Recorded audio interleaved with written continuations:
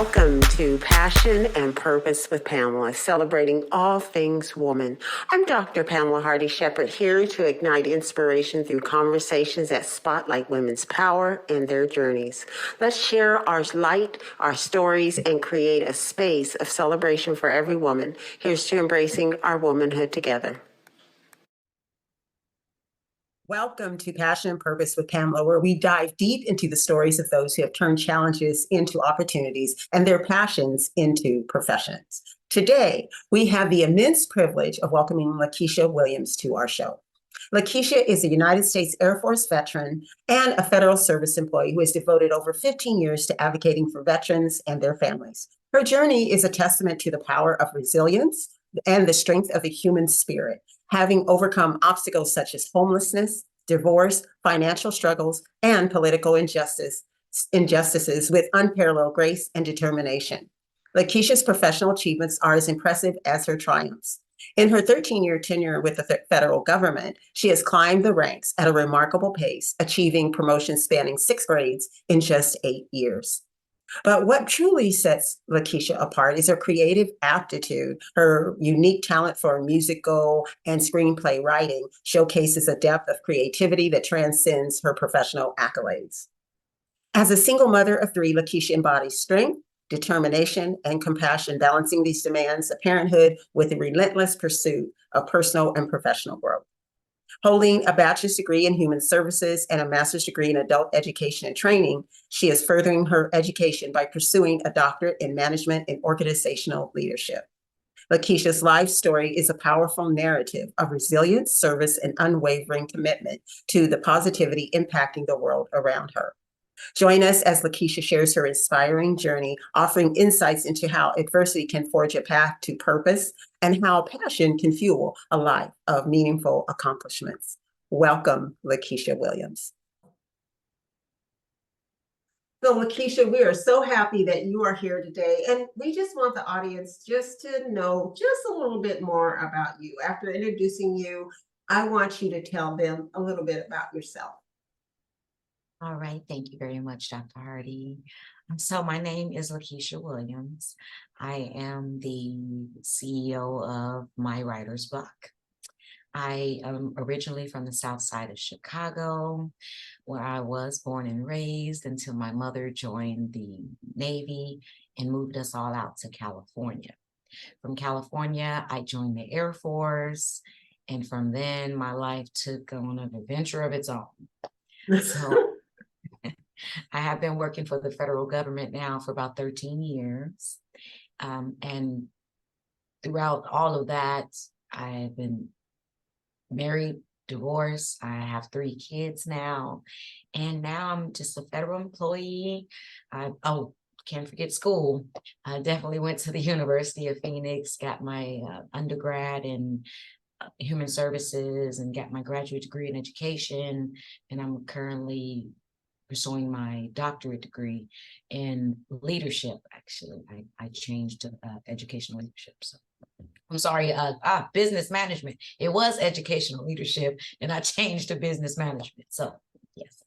And so there we are. I've launched a writer's block last year and I'm pushing it, working with a group of marketing geniuses to push it. Yes. That's awesome. That's awesome.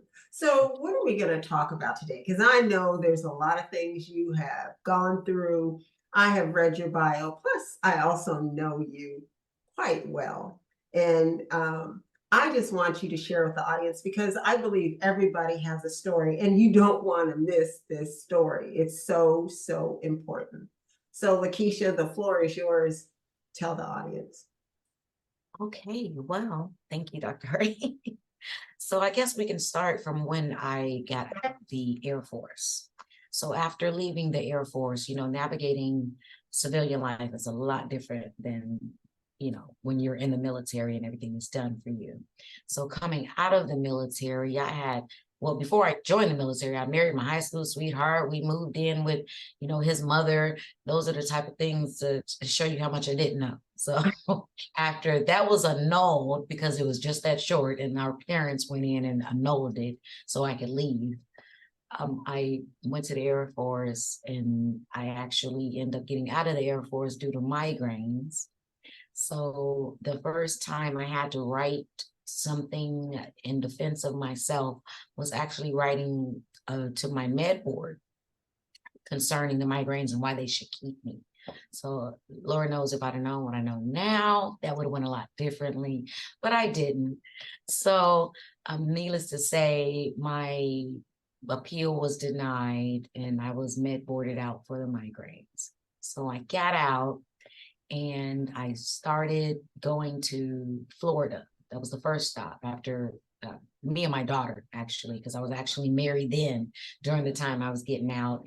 And my ex-husband at the time, he was doing his own thing. We got divorced. I left where we were stationed and then went to Wyoming with my daughter and my family that was there. I'm sorry, went to Florida with my Was family. your husband in the military at the time? He was. He was. Okay, okay, Yeah. okay. So that was my daughter's father. Now he was in the military and he stayed there and we're, at our last station, which was F.E. Warren in Wyoming. So he stayed there. I, like I said, got the divorce, left, went to Florida and had the shock of my life, not being able to find employment. My father was supposed to, help in all of these ways where he really didn't, but these things I should have known better, but you get older, you think things are different and you find out they're not. So me and my daughter, we got through it. I ended up there in Florida with no one really to help, but my cousins and some people that I just met there in Florida. And again, every chance everything I went through ended up in some form or fashion, me having to write something to somebody to explain or to advocate for us in our situation. I ended up losing a job there that I got with the temp agency because of being early, which was a military thing, but the woman there didn't like that. So it's that you were early to work? I was early to work. So I was no longer needed because I kept coming early regardless to what she's. It's okay.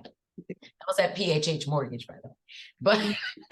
But needless to say, that didn't work out. So after that, I had went to take the test for the post office, took the test for the post office, did amazing, and thought that was a job I was going to land because I kept getting turned down everywhere, even like Taco Bell. I would go in my little suit and everything, and and still they just wouldn't hire me. So I couldn't figure out what was going on or why I couldn't land a simple job. And once the post office actually froze their hiring, I was like, that's it. I'm out of here. We're not going to keep, sitting around just waiting, staying with people. By then, we didn't have a place to stay.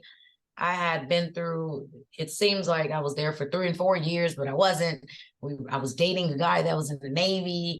He ended up helping, keeping us into an apartment that we had that we ended up getting out of anyway and leaving. Me and my daughter ended up moving to California, where my mother and my sister was. Again, moved to California, ended up not staying in the house with my mom. She didn't really help with a lot either. But again, that was fine. So I just made a way, I had to figure these things out.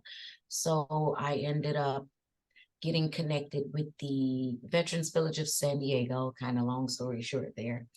And after trying to work with the aid office, you have a child, so you go get your food stamps, you get your, whatever you need to help you for right now. That's what, we end up doing. Well, my caseworker there was so unhelpful.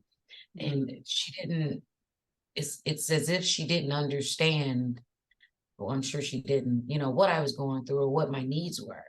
And I remember telling her, I'm going to have your job one day and I'm just going to do it better than you.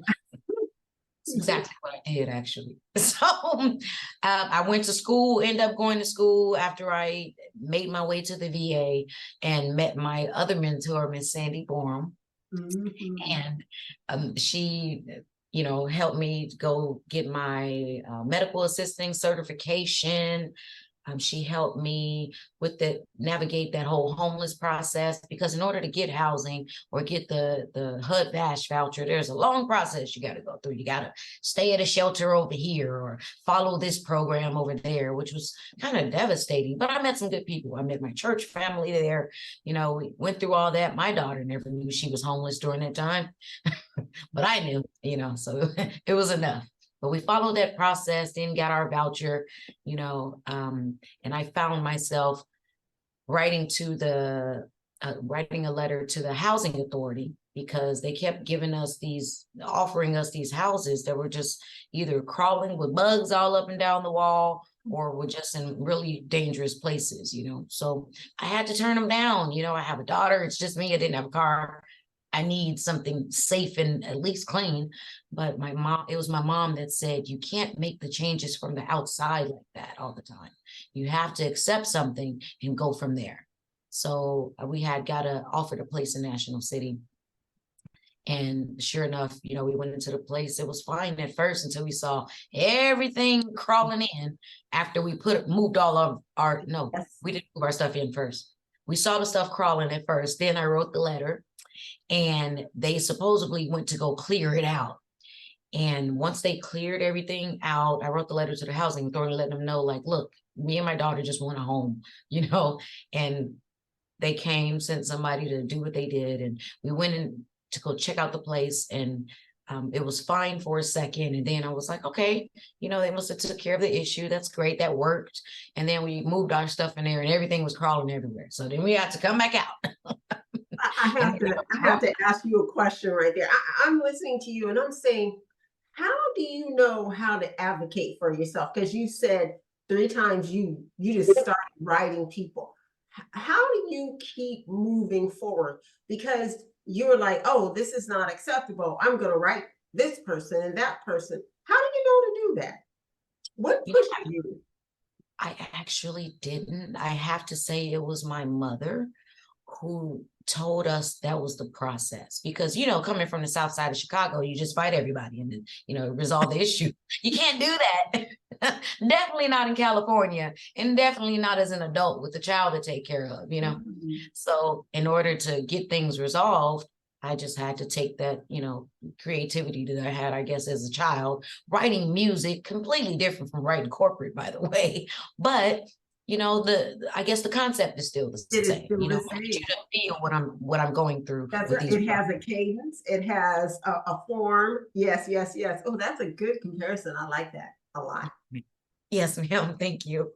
So then I started. I'm sorry, I lost my train of thought here.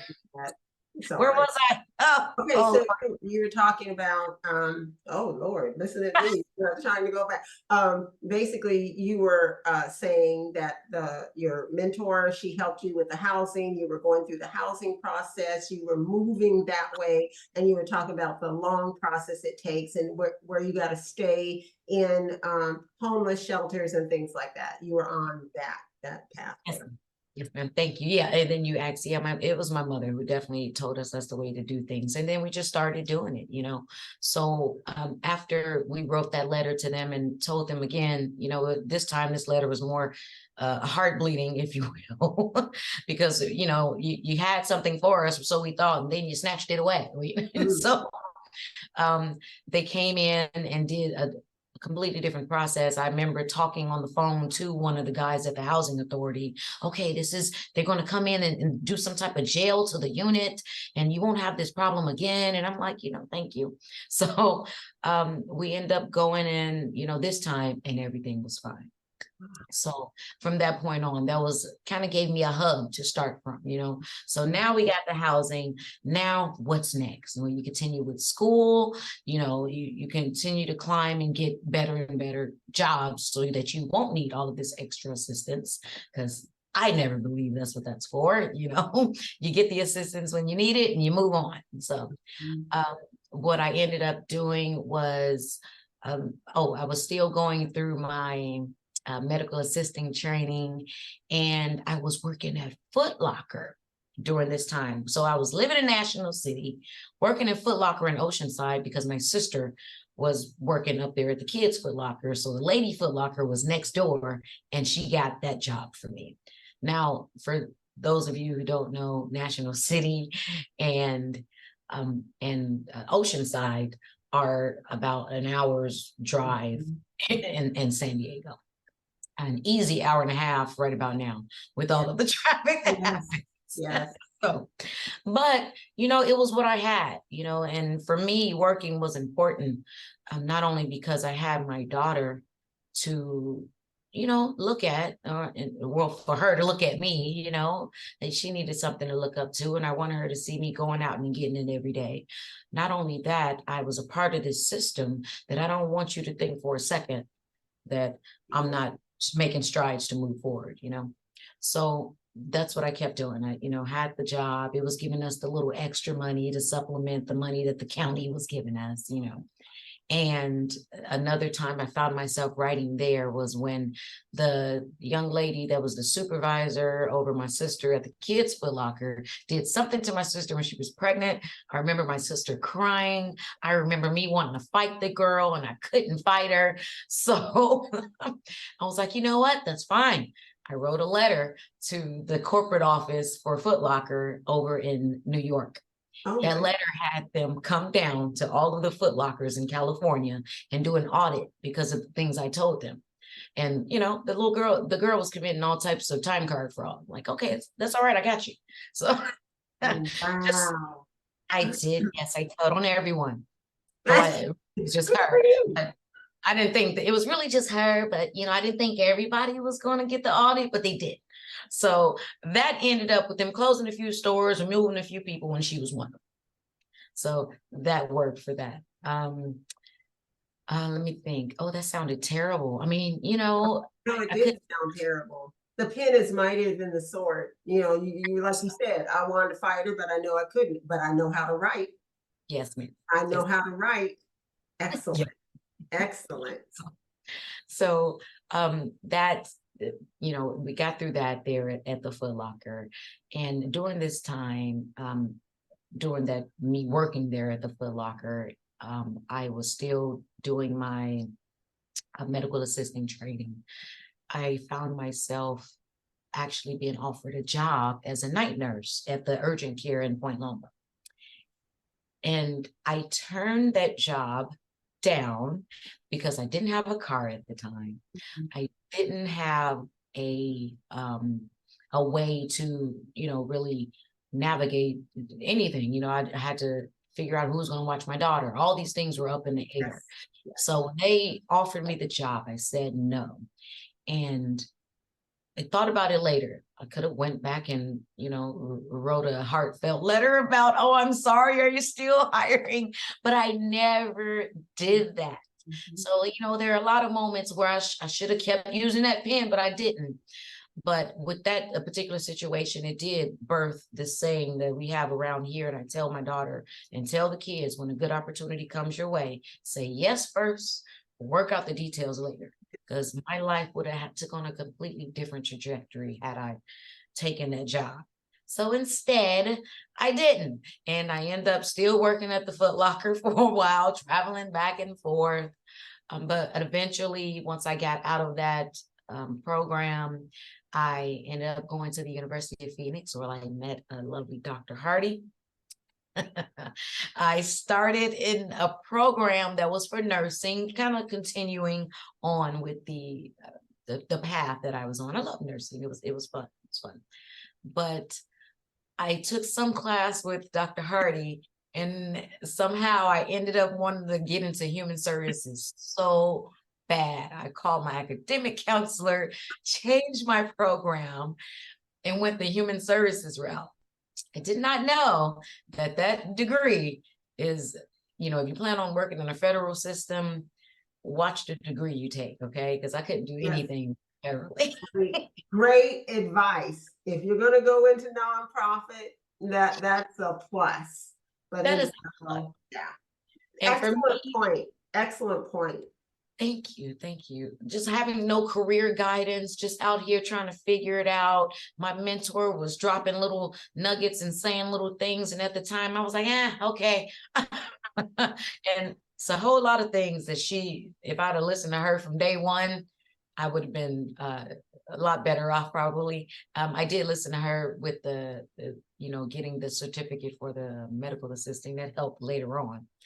And so, but I was still, what, I just got to make this happen. What's my plan? My plan, knowing that I should have been reflecting on what my plan was when I get out the military, to remind myself how much my plans don't work all the time. I need some help, but I didn't. I got my daughter, I got to take care of her. We're going to do it. I'm doing something. I'm making some moves, So after the Foot Locker thing, I ended up getting a job, a long story short, through the Veterans Village of San Diego, where my other mentor, Miss Sandy Bourne, worked at the submarine base in Point Loma, where I worked for 3 years as the administrative assistant at the Drug and Alcohol Counseling School. And it was before they really knew what, the admin officer, that was what I named the position, the admin officer position was, but they knew they needed to, kind of tighten up that office. And so I went in there, and there was a lot of writing involved there, more so, writing in formal settings and, government emails, just all these other things that I was learning along the way. And so I was working there, pursuing my degree in human services. I'm learning grant writing, and just writing was everywhere, everywhere. So I couldn't get away from it. During this time, I mind you, I'm telling my brothers who are in Florida, because all they want me to do is start writing music again. Okay, I'm going to do that. Life is just in the way right now. I'm going to get to it. I'm just going to go ahead and, finish this degree. I got to get on my feet. I just couldn't put myself in the space to just write for fun when all this necessary writing was going on. We had academic papers to write in school, all of that. And I was just doing the mom thing. So I was there going to the University of Phoenix. I remember having to write concerning my, either concerning financial issues to the University of Phoenix financial officer, and I remember including some of everybody. I can't remember. You're listening to that, she included everybody. Yeah, yes, I do that. Okay. I had a knack for skip tracing, during all of these jobs that I took and worked here and there. I actually worked as a telemarketing. I worked in telemarketing in Kearney Mesa. What is skip tracing for people? Yeah, yes, ma'am. So telemarketing, skip tracing is using these systems to find information on people so you can contact them. So you kind of follow breadcrumbs on the internet and all these different systems so you can find a number that you can reach somebody. So when a bill collector calls your aunt and you're wondering how they got that number, it's because they were doing a little research online to find out who you're actually connected to that would be able to pass you a message. So for me, I would go online, and all these big CEOs and everything, a lot of times, they will attend conferences or charity events, something to where at some point they either wrote down a email address or a contact, for somebody to be able to get back with them, and that information gets publicized. And so I'm the one that'll go through all 36 pages of text, 306 pages in Google to find that one document that has this person's email address. And, boom, the CEO of Foot Locker was in the email, and they're like, what? So that's the type of stuff I found I had the knack for doing. And I kind of like the investigative part. Yes. I can see that's incredible. Yeah. So you take note of that, everyone, because somebody may be skip tracing you. Oh, yes, yes, ma'am. And if you ever need to write somebody, that's what you do. You want to go find their information. It's somewhere. We're living in a digital age. So especially now more than ever, somebody has somebody's email address. They've given it to somebody. So whoever the CEO of whatever is, and a lot of times the CEOs, because at every turn, everything that has ever happened with me, it wasn't that these big corporate entities, they don't care about the little people. A lot of times they just don't know what's going on. And once you make them aware of the problem, they're more than not willing to fix it, especially if it's in writing. Yeah. Now you can call all day, you could probably even show up. Well, nowadays showing up with a phone and get you something too, but you got to be careful with that too. But definitely in writing. So I found that out. So let's see, from that point, we're at Foot Locker, we're working at the sub base. Okay, I'm following my little timeline here.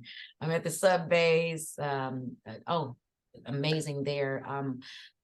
During the time where I was at the sub base, I met a Marine, got married again, and I had my first son. Now I have G6PD.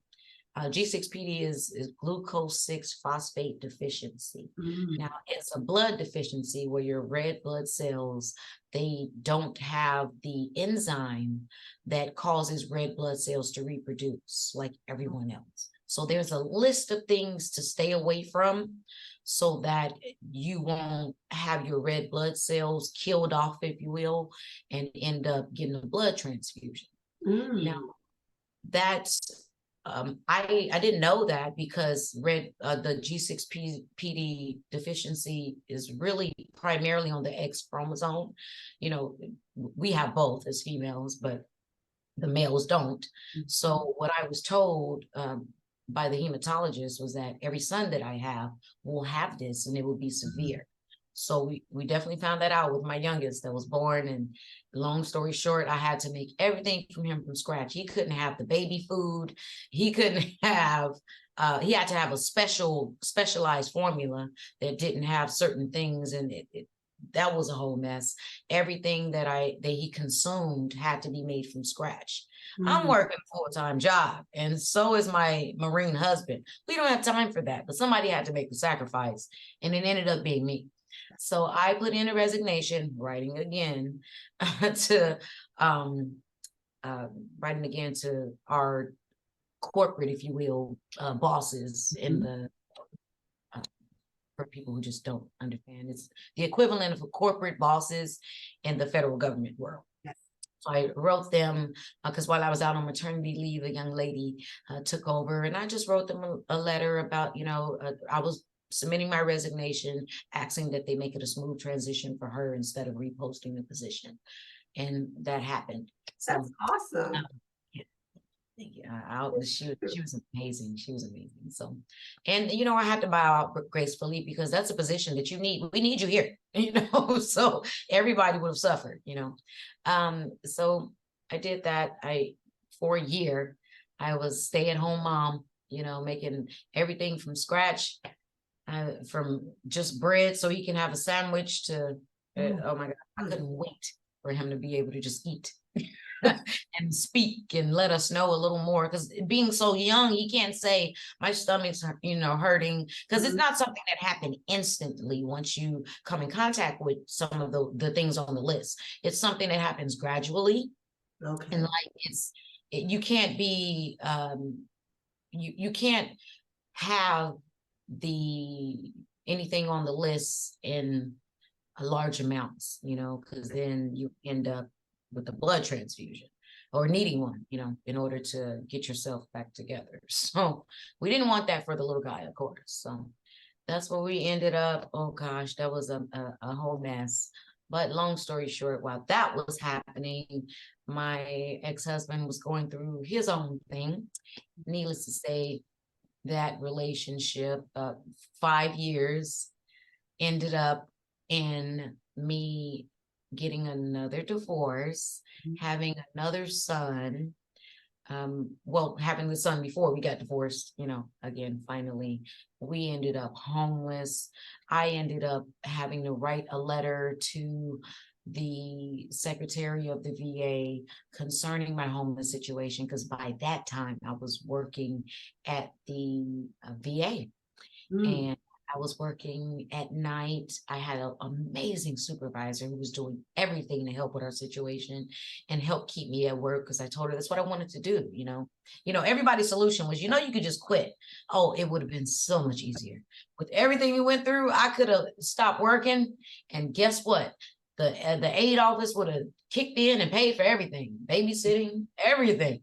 But I chose not to and keep working, but at the same time, try to, make things happen in San Diego, which was really difficult. So for everybody who's out there choosing not to work, I feel it's so much easier sometimes, but the reward was well worth it. I still work for the VA to this day. But during that time, we were going through a particularly hard time. And I am a veteran. So my first question was, how come I work for the biggest organization in the world that houses veterans and I can't get housed? And once that came down, I had a lot of people. I got the answer, of course. The undersecretary sent somebody to help me and my family. So I appreciate that. And I end up writing letters and speaking more letters. Okay. End up speaking with housing authority there in San Diego. End up speaking with my medical center director. I can't leave him out, Mr. Jeff Gehring. He was amazing. Oh my God, because he was one of the people I included on the email. I didn't just write the undersecretary. Oh, everybody was on the email. Okay. And so my medical center director is like, what? One of my employees, And so even he, Yes. But the long story short is, short of breaking the rules for this person that reached out to us, there wasn't a lot they could do because of just the way things are set up. Once you make a certain amount of money, that you can't qualify for any help over here or any help over here. So I was in the middle where I did not make enough to get myself out of the situation. And I made too much to get help with the situation. And so they couldn't change any of that at that time. So they were just trying to help, grab things from where they can. Mind you, during this time, I had so many people bless me and my family. I've had people giving me cars twice. Okay. Once we ended up in a domestic violence shelter, me and the kids, that before the other divorce was final. We ended up in a DV shelter, and one of the church members gave us a car to use during that time. Before that, or maybe, no, it was after that, one of our babysitters gave us a car because, we had to give him his car back at some point, He wasn't giving it to us, it was just a loaner, but she gave us a free and clear vehicle to use, which lasted us about 2 years. Okay. And got us through a move to over here to Arizona, where we are now. So using that pen, writing, getting introduced to all these different people and them hearing our story and the things that we've been through and how we've navigated the space. And my, some of the things I let them know was, I was told hey, all you have to do to qualify is tell them you're sleeping in your car. What I wasn't willing to do was compromise my integrity for anything. Especially working for the federal government. Hello. You want me to lie and tell them, oh, this is what I need so I can qualify for something? Now, mind you, we would have been out of the situation a lot sooner, but at what cost? Because they would have found out that I was lying and then they'd have took it off. Then you know what I mean? Yes. I wasn't willing to do that. So I pointed that out to them. Nobody should have to do that. The problem is, I bet there's thousands of veterans doing that because of how much easier your life is if you just fudge that number, and they shouldn't have to. The criteria that they were using and that they're still using to qualify you for these assistance programs are the same in California as they are in Mississippi. Oh, no. Problem is, in Mississippi, a 1-bedroom isn't $3,000. Exactly. So Oh I my goodness. was like, how is that so? She was like, I don't know. These things are so outdated. Who's going to fix it? So I'm sitting here going through all this, and all I get is, oh, I'm sorry. We just can't. And I'm like, but long story short, again, with that long process of, okay, being homeless for this amount of time, trying to work out, work through your situation while you wait on this list of your name to come up, we throughout writing everybody, and waiting and waiting and waiting. We ended up, like I said, in that domestic violence shelter, and I was pregnant at the time. So my youngest ended up, I ended up going into labor in the shelter. It was the most depressing thing, having to come back to the shelter with your newborn baby. Reached out to my daughter's husband. I mean, oh my God, my daughter's father, my first ex-husband, second, if you count the annulment. Anyway, so reached out to him. He was more than willing to, hey, you and the kids know, y'all come over here. I just need you to get to Tennessee. I'm in California. Like, what? Okay. So we were working a plan. We're going to get to Tennessee. Forget all this waiting. We're going to get to Tennessee. I was working with the VA again on this side, and, letting everybody know. So every day I was writing, okay, this is what happened today. This is what we're doing. They have a stories to follow, and my ex-husband over here is going to help doing this. My baby was just born, all these things. They got updates for us. So once we got to Tennessee, because I made that happen. We weren't paying rent at the time. I was still working. So I was saving up some money, went and got us a car, loaded up all our little stuff, let them know where we were going. We were heading to Tennessee. And, I'm sorry, let me back up. About, I don't know, a week or two before we were leaving, the social worker that was helping us was like, I got good news. We finally got you approved for HUD Bash. I was like, what? Oh, no. How? She was like, well, because you've been homeless for so long now you qualify for chronic homelessness. So now we can just give it to you. I was like, that's insanity, but ship it to Tennessee because we're leaving. And she's like, well, you got to have the voucher for a year, and the rules are this and the rules are that. Humor me, just try. Okay, let them know and just try. And she's like, okay. She went to ask whoever she asked, came back. Wow, well, you know what? They're going to go ahead and do it. Sure, because we are leaving. So I'm going through a divorce at this time. This still isn't finalized. Okay. And we just left. Okay. And he had a place ready for us over there in Tennessee. Again, my writing, letting everybody know, hey, this is where we're going. This is what's going on. I get over there to Tennessee. I'm trying to hurry up and make things happen. Okay. We need housing. I need a job. I need blah, blah, blah. My supervisor at the VA in San Diego at the time put me in some type of leave status to where, okay, you got 30 days to secure something over there. And, you can still be just pick up when you left off. Wow. Came to Tennessee, went to their HR office, kind of did everything as I was told. Went to their HR office. Okay, I'm here. We're getting housing. We're in this situation. Do you have any positions open? Was told by the lady in the HR office, but we don't have anything. Oh, okay. Well, here's my resume. I wasn't going to argue with her. Went home and started writing to everybody. Oh, I just went, over there, and they told me they didn't have anything though, and got a call. I don't even think it was the next day. Like, go back up there. they have something now. I'm like, are you sure? Then got the call from the HR office. Oh yeah, we do have something. Oh, really? Okay. Yeah, we can interview you. I think it was the next day or something like that. I'm like, you shouldn't have, these are along the lines of things people should not have to do. No. I think about how if I wasn't in contact with all the people I was in contact with, it would have never happened. I'd have been out there. I concur with you. You probably would have just quit. Probably not, but yeah, but I can see. But most people, not Lakisha, but most people would have quit.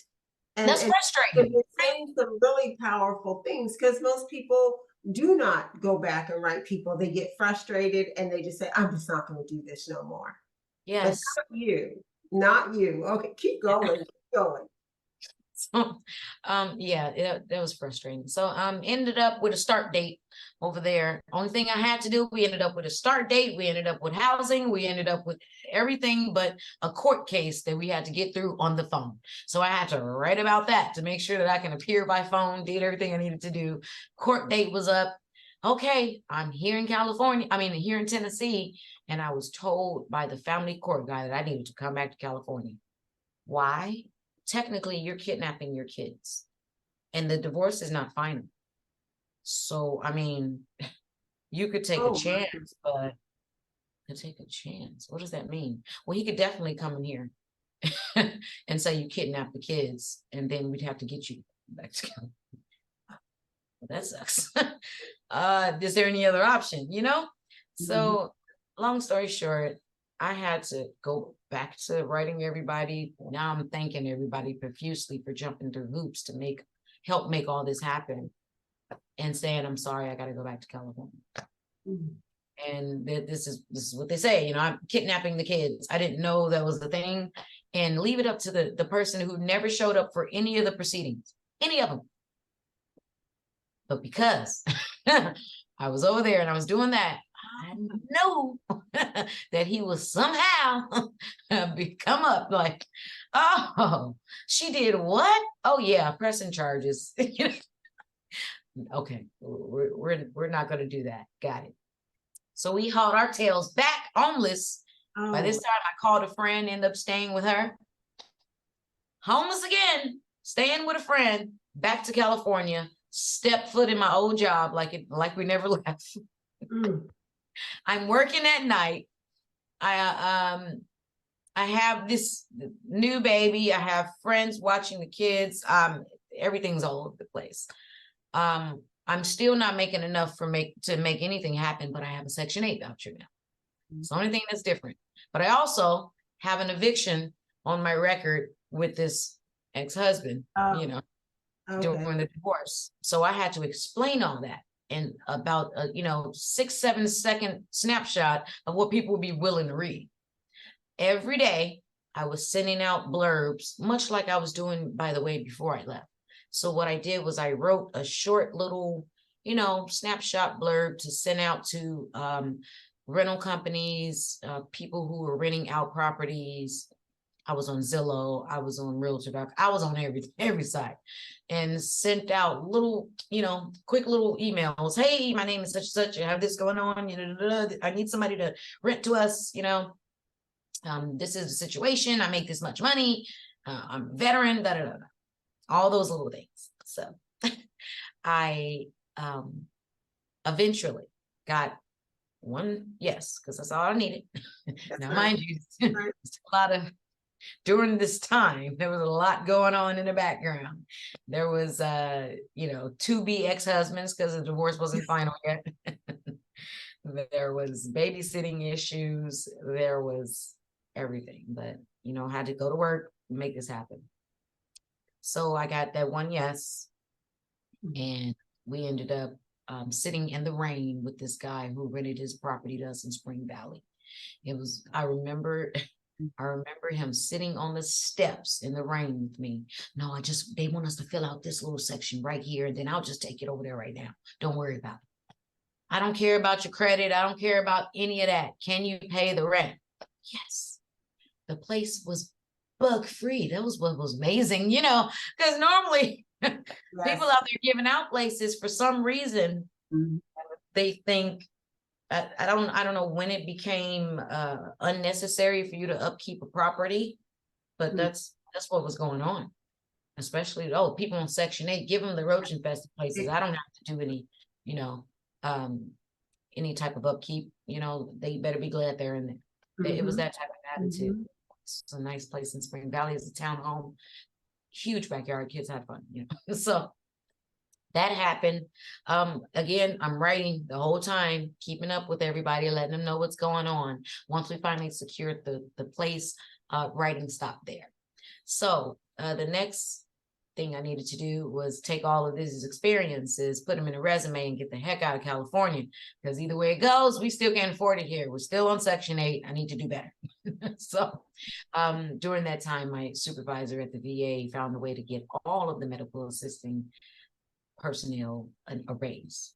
Love that woman. Okay, so she did that. We're still going. I'm still in school. Wait, was I still in school? Yes. I was still in school, working toward getting another job, getting up out of there. Ended up, was I still in school? No, I was not. I finished my bachelor's degree. Undergrad, yeah, when I was at the sub base. Yeah, I actually graduated. Wow. Because that was before we moved out of housing. He got out of the military. So we're here in Spring Valley, and I'm crafting these resumes, and got help from my mentor, who was amazing at resumes and was showing me the type of things you need to put in the resume in order to get, certain attention, So she was showing me that, and I was using that, and I think I was writing resumes for other people too, but by this point, I was using that to get a position over here at in Arizona. But for this particular job, they got us to move to Arizona and a raise. My mentor did that resume in particular. And I went from a GS6 to a GS9. It's about 3 grades you jump, and people like, you can't do that. And she showed me how to do it. And so I showed other people, So I got offered that position. I was like, we're out of here, Don't know anybody in Arizona. Didn't know anybody. But sure enough, ended up, getting a U-Haul and driving it. Look at you. Look at you. No. Take it back. I got help that time. That was the first move. Mr. Gary, he helped us, me and the kids. Yep, because he took his truck, and we had the U-Haul, the truck, all of that, and we all helped, came here to Arizona. Well, it was easy to find housing here for some reason. Oh yeah, you work for the government, blah blah blah. Sure, come on. Okay. I had filed bankruptcy before I left. All of these things, and they still was like, okay, great, let's go. Got a nice house. Came over here, and I worked at the Community Resource and Referral Center, where I got into it to the resume writing really heavy, helping other veterans that came in there for jobs and things do the same thing. I got one guy who wanted this painting position. It was like in Iowa or something, but he wanted to move his family, get up out of Arizona and take that position. He was like, it's perfect for me, but it closed. So I just got on my little computer, wrote the lady in HR, letting her know, hey, you got a perfect candidate over here. He missed it. It's a veteran, he ended up getting that position. Oh my goodness. Yeah, it was like a GS11. I was like, him and his family left. And he was so thankful. I felt I was so happy for him and his family.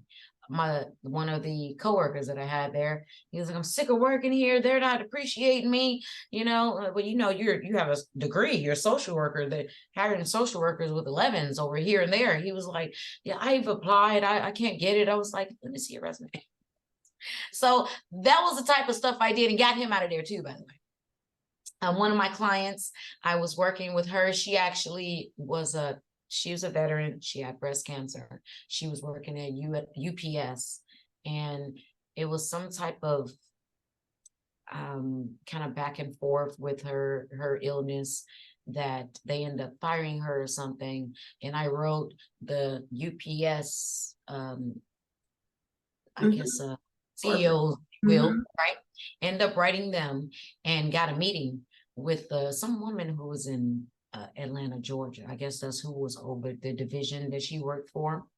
And they offered her, this took weeks, by the way. It was weeks of writing and going back and forth. But we had a big conference. They offered her a supervising position. I got a whole lot of, we apologize, we would never do that to a veteran, all that type of stuff, They offered her a position, and she turned it down. You know how mad I was? And my coworkers like, see, we told you to stop doing all that for people. Never. I was mad, but yeah, I got through that. But you understand, you understood in some way in time. Yeah, exactly. So that's when we just, went full force with using, resumes or whether I was writing someone to just help someone in any type of way, just using that in every way to help people. So I kind of got a little reputation for doing that. Mhm. And they weren't trying to give us any raises there where we were at. I was looking for the next, next promotion up always, because while I was in a shelter, I wrote down a goal, like a vision board, how much money do I need to make it so that I'll never see the situation again and won't need anyone's help. So I had all these, steps. I need to do this. I need to do this. I need to do that. I need this amount of money. That means I need this job. I wrote a whole plan out, and I still have my vision boards up to this day because I did that, and it worked amazingly. So I ended up taking a position at the hospital as a patient advocate. Loved that job. It was nothing but writing. I was writing the doctors and all the patients, anything that the patients needed. I was there trying to explain their situation and ask for, somebody to work with them. I loved that job. But the supervisor would not give everyone an 11 like all the patient advocates had at the time in the country. And I was like, that's the only thing I need. I could stay here, She told me, if you're looking for an 11, I suggest you find another job. So I found another job. Mm. It was in Texas. Yes. Well, kids, back it up, end up, applying, getting it, and went to Texas, where I continue doing the same thing, getting people, jobs, attention, whatever they needed through just writing. I have brothers over here in my ear in the background, like, you started writing yet? I mean, music again? Oh, yeah, I got, here and there. Oh my God. I was not dedicated to just sitting down in a creative space for myself. Mm. So I have so many notebooks still right now in storage that I've just wrote songs randomly. So anyway, so we're moving on, writing. One of the guys that stuck out to me in Texas was one of my clients who he wanted to work for this civilian company. So wrote him up a resume. He didn't think he can do anything because I worked in a mental health unit and a lot of the guys had addictions, right? So with all the experience that he had in the military, you would think, I'm like, look, you need to, think highly of yourself. I was good at getting the guys to look at everything that they had experienced in all of the jobs that they had and show them how that translate in the civilian sector. I had a class that I taught called word crafting, and it was showing how I would take the simple words and just eloquently put them in a form that people receive them different. Yes. And I remember one of the guys like, so you're just lying to everybody. I was like, I'm No. not lying to everybody, but you say I flip burgers, I'm going to say, you were a beef handling technician or something. You know what I mean? Exactly. I'm going to say something different. Yes. Anyway, so yeah, but one of the guys, he didn't think he could get the job, and I made sure he got the job by fixing his resume and giving that out. My mentor got on me about doing all this stuff.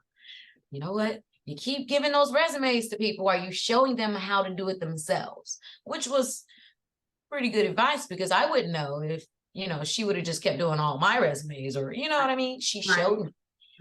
So I made sure I started sitting down, showing the veterans how to do their resumes. Though it didn't seem to matter. I still get the calls to this day. Hey, can you fix up a resume for such and such job? Okay, fine. But I do it anyway. But so from there, we took our next job, and we actually end up leaving Texas and going to Atlanta, where we had more family. So by this time, you know, I'd spent that year in Texas. I got that 11 solidified. What's our next move? I need to be around family so that these two boys, because I wasn't dating at the time, I'd already been married 3 times. It's not the time for that. We need to make sure we, you know, set ourselves up for success. I need to be stable. I need to have stable income. I need to work on my credit, all these things before I jump out and start dating somebody and bringing them into all this. Exactly. And when you're that busy, you know, you have to pay attention, you know, and especially with 2 boys and a girl that was, you know, growing, you know, and I wanted to make sure that the kids didn't have to experience any of the tragedies that befell people in my family. So I opted out of the whole dating thing. You know, I may have signed up for some dating sites. It didn't go anywhere. So, but I said, so we're going to go where family is. Family. I have brothers. I have a father. I have cousins up the wazoo. We're going to go to Atlanta. Went to Atlanta. Took, you know, got me a little resume together. Went to Atlanta after they hired me on, you know, did our interview, did everything. And once I got to Atlanta, the biggest issue was the fact that, again, I have endometriosis. That's the service-connected disabilities. Is when endometriosis, for those who don't know, is when like the lining of your endometrial lining kind of grows outside of your body, and well, it grows outside and sticks to everything.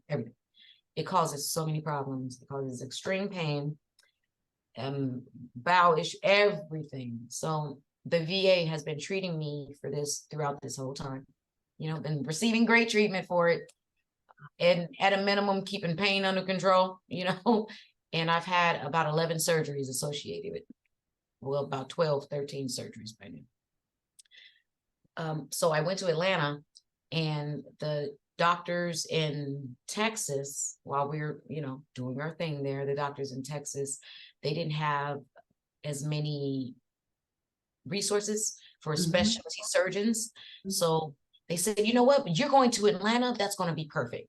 Keeping your pain under control. When you get to Atlanta, they have thousands, you know. In Amarillo, Texas, they didn't have thousands of anything. So we kept putting referrals out for specialty surgeons and getting nothing back, but it's okay. So we just, you know, need another, it was time for me to have another surgery, you know, because the pain was getting too bad. Once it gets too bad, and I found myself taking, you know, pain medication like vitamins, then, or Skittles rather, then it's time to just, you know, get rid of the pain, you know. I mean, it's fine if you're taking it to where, you know, every now and then, but once it gets real bad, that's when I know it's time. So it's time. And I moved to Atlanta. I want to get this surgery here, you know. Hopefully this will be once and for all. I was told if you just get a hysterectomy, they kept denying me for that. That was once upon a time the cure for endometriosis, hysterectomy. It's like, I need to get that, you know. It's time now. I got 3 kids. I'm not having no more. I'm older now. You can't tell me no. The doctor agreed with me there in Texas. She was signing off on it. Went to Atlanta. Do you know they fought me from the door about if I had endometriosis or not? I'm service connected and I have like 10 surgeries already. What are you talking about? Well, it wasn't really verified at first. So I went on again, writing again. I followed their processes, but by this time, I mind you, I am exhausted with fighting everywhere I go, whether it be writing or not. It may seem like it's okay, you just wrote a letter to somebody. These letters they start a dialogue, okay, that ends up in you having to, you know, go back and forth, take phone calls, meetings, discuss this, discuss that, write this, send that. By this time, I didn't want to do any of that. But the process is reported to the patient advocate. If the advocate can't handle it, you just continue to go up the chain of command. And I did that. Meanwhile, I'm in pain. Oh, we're not giving you any pain medication. What we can do is refer you to our drug treatment program. What? Do you see in my records that I have drug treatment problems? Like, who does that? It was a fight from the door, okay? It's okay. I have insurance because I work for the federal government. Went out and got my own, you know, pain management. Unbelievable, by the way. Unbelievable. I'm writing everybody at this time, even the undersecretary again. It's a new one by this time. how do y'all let this happen here? You know, all this I was going through, being denied.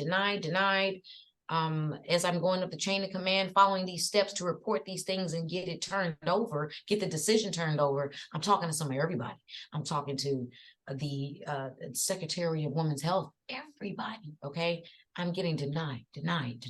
You have to work it out with the medical center. What is going, I'm like in a twilight zone. You guys have known, by the way, since the first time I wrote somebody that all my service connected disabilities was, you saw them. I'm having this problem over here. Well, why just over here? Because back in, Texas, back in Arizona, that wasn't an issue, Long story short, still writing everybody. I have a claim in pending because I ended up having to leave Atlanta, Georgia, because medical care is important to me, and I can't afford to get what I need with just out of my pockets. Okay. I ended up, because of the medical care that I had, because I kept my job, I ended up getting a surgeon who was I went to go find my own endometriosis specialist. Okay. I found him, but the problem was I need an endometriosis specialist, and like a GI specialist. It needs to be a cold surgery in order for it to be done completely and right, but that's not what I had the money for. So the one guy, what he did was end up going in there, kind of getting rid of it, little things that he saw. He got some endometriosis and he sent it to the lab, and he said, hey, you make sure you show them this, because they were trying to say it never existed. Make sure they see this. Got it. So I got all my proof. I got everything, but I couldn't sit there and fight with him, So I got that surgery. I, wrote again, letting everybody know this is ridiculous. Just so you know, I had my surgery, and where they confirmed the endometriosis, silence. Okay, fine. Me and my family are going to go back to where I can get proper treatment and not have to get ignored or have to fight with the medical center about whether or not they feel like treating me. So now we're sitting with the kids once again. I'm sorry. I know you're going to, thought you were going to be able to go fishing with your granddad, but if mom can't get good medical care, mom's going to be no good to you here. So that defeats the purpose of everything, So we had to pick a place. Okay, they all want to go back to Arizona. All right, headed back, getting another resume together, finding another job, and came on back here. Came back to Arizona, and it's been all over the place since then. There's been a lot to go on here, everything raised once we got here. We got here after COVID, and they raised the rent, they raised the storage, I'm having money bleeding out of the pockets every turn, I found myself writing a couple letters to resolve some things here, and I started the writer's block. Told my brothers, I don't know if I threw that in. At some point when I was in Georgia, I finished my graduate degree. Going through all that, but still finished the next degree. And I took on my doctorate degree 2 years ago, 2 years ago. And so I'm in that program now. And throughout all of that, now we're here in Arizona. I launched the writer's block last year. Didn't know what I was doing. I got with this amazing group at Common Sense Services, and I just got with them about a month ago. I don't even think it was a month ago. They've been amazing, helping me with marketing and getting this together. This is a great idea. How come we haven't, you need to do this, all you need to do is this, all you need to do is that. And now that's where we are. I'm using the writing that I've used all this time to help me and other people to help other people, and just make profit off of it this time. Because I definitely did all that for free, but it's just because it's a passion. So what is you said the writer's block helps other people, helps them do what exactly? Because, I have a lot of questions, and I know we have like 5 minutes left.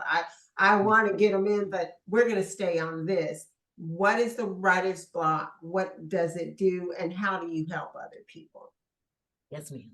So the writer's block is a writing consultant. Okay, it's creative writing consultant.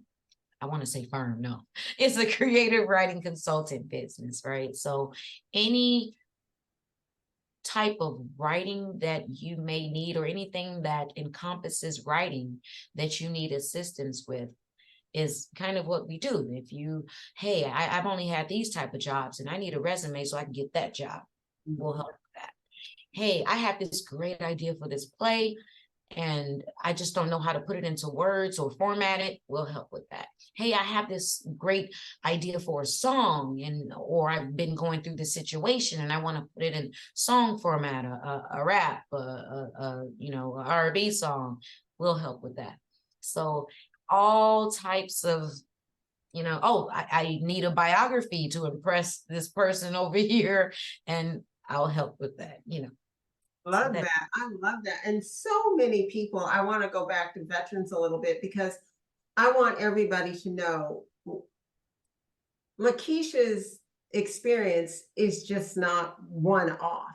This happens to many veterans when they get out. They, at the end, they throw so much information at you and they tell you all these steps to do, and you're trying to absorb it because now you're moving from the military into the community, and it doesn't always go the way that you think it's going to go. And so I don't want you to think, oh, she just made bad decisions. No, I'm just telling you, it does not always go. Many people spend 20, 30 years in the military and they decide to get out and get a job. It doesn't always go exactly. If you have this, you have this, because you said so many things that are powerful. You said wordsmithing, word crafting. A lot of people do not know how to take what they did in the military, and they could have done some amazing things, and cross it over into words that I'll just call it the regular world understands. And so by your writer's block, that gives not only women but men and anybody that needs it an opportunity to help, to receive help. And yes. I love it because many people do not know how to do what you've done. I look how you have advocated for yourself all these years, Lakisha, and it is something to be admired. And I want you to know that that is inspirational, because most people would have just threw up their hands and said, I just can't do this. But no matter what, you are the most resilient person I know. Thank you, Dr. Hardy. No, I'm just not, I'm just telling you the truth. The truth is this: you may get knocked down, but you turn around and you get back up and you say, okay, well, I'm not going to tell myself no.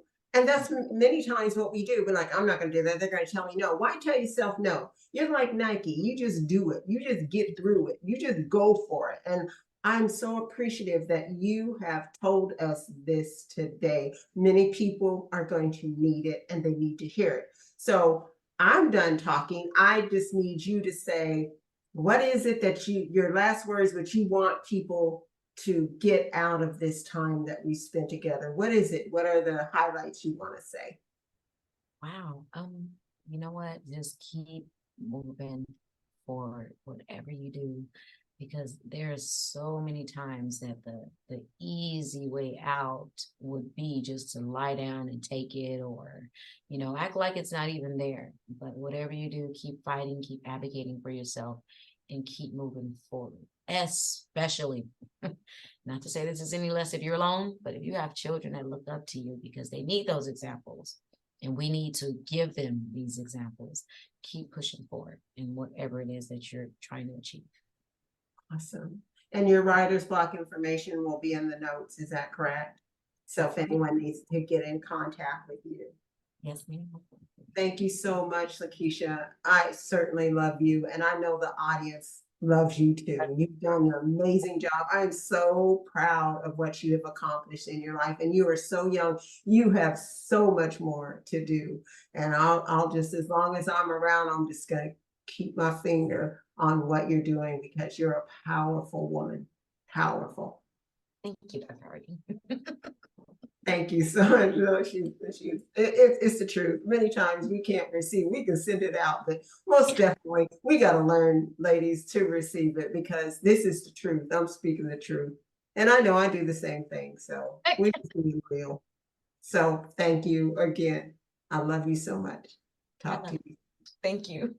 Bye-bye. Thank you all for joining us today on Passion and Purpose. It's been wonderful to connect with you, and I hope you found our conversation as enlightening and inspiring as I have. A huge thanks to our guests who contributed to the discussion and share their experiences and insights. Your stories are the heartbeat of this podcast, and it's a joy to explore our passions and purpose together. I'm Pamela, reminding you to live with passion and purpose. Until next time, take care and keep reaching for your dreams.